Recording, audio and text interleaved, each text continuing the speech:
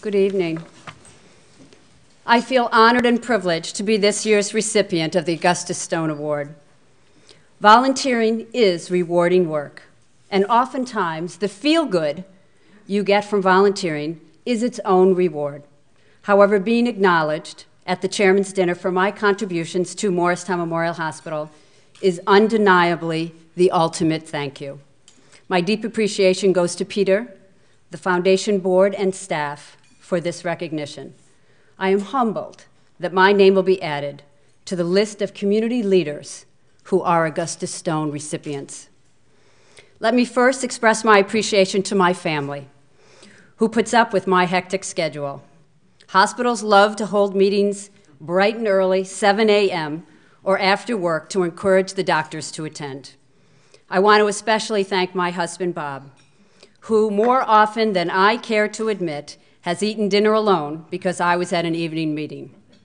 At least you're getting a hot meal tonight, honey. Bob has always been there to help me with the glory jobs. He has spent more than his fair share of evenings stuffing envelopes and applying mailing labels. He has acted as bartender at a fundraiser, and he's parked cars in the rain. Thank you, honey. I'm happy to report that volunteerism is hereditary. It has been inherited by my two children, Carrie and Rob, who have spent many an afternoon schlepping items for a fundraiser or providing muscle during a project setup. I even once talked poor Rob into modeling at a Mansion in May fashion show in front of hundreds of women. I still owe you for that one. So those of you who are parents and grandparents, your children and grandchildren are learning from your example of volunteerism and philanthropy. Healthcare was a family business for me. My parents, who I'm so happy are here tonight. My parents met at a hospital. Dad, now retired, was a general surgeon, and Mom was an OR nurse. I am proud to say that my daughter, Carrie, is keeping the family tradition alive. This past May, she received her master's degree in public health from Yale and is now working in New York at NYU Langone Medical Center, and I'm very proud of her and all she has accomplished.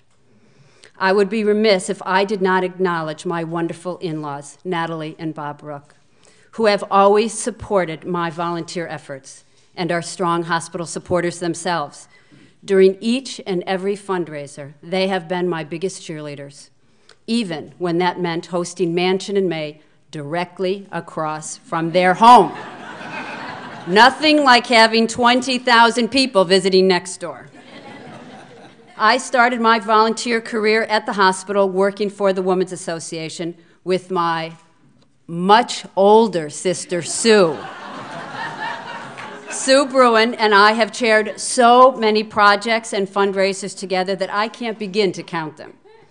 However, some of my fondest memories will include working shoulder to shoulder with my sister while fundraising for the hospital. We've continued our commitment to the Women's Association for over 20 years, and we're not finished yet.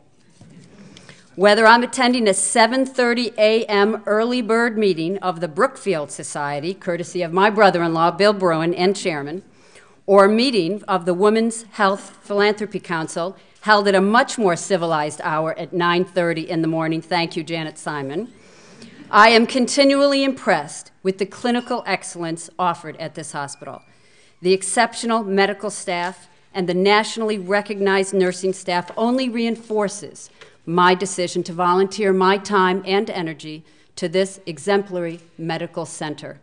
The doctors and nurses who are impassioned by their healing mission inspire me to continue to volunteer. Thank you.